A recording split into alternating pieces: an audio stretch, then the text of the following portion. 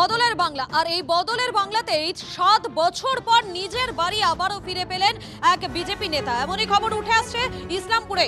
2019-এ ইসলামপুরে BJP নেতা নেপাল দত্তর বাড়ি দখলের অভিযোগ ওঠে। তৃণমূল নেতা সঞ্জয় দত্তর মদতে বাড়ি জবরদখল হয়ে যায়, অভিযোগ বিজেপির। তৃণমূল জামানায় পুলিশে অভিযোগ করেও কোনো লাভ হয়নি। নিজের বাড়ি ছেড়ে অন্যত্র থাকতে বাধ্য হন এই বিজেপি নেতা। অবশেষে পালা বদলের পর নিজের বাড়িতেই ফিরলেন নেপাল দত্ত।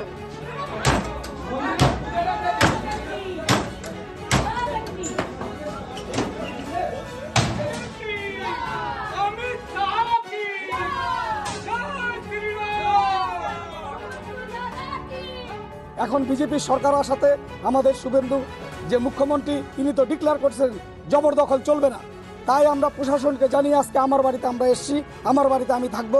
এতে যদি আমার মৃত্যু হবে তাতে আমার কোনো আসে যায় না। শাকিল আনোয়ারকে সঞ্জয় দত্ত ঢুকাইছে। সঞ্জয় দত্ত ওয়ার্ড কাউন্সিলর, হ্যাঁ, 2019 সালে ঢুকিয়েছে। এমডি এখানে ঢুকিয়েছে জবরদখল করে। তারা আমাদের এখানে মায়ের মনসা মন্দির, মা কালীর মন্দির রয়েছে।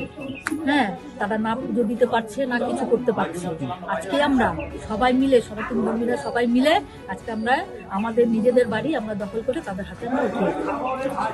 আচ্ছা, এটা অভিযোগটা কার বিরুদ্ধে ছিল, যে কে ঢুকিয়েছে? ওই যে হচ্ছে সঞ্জয় দত্ত আর 1 নম্বর ওয়ার্ড কাউন্সিলর।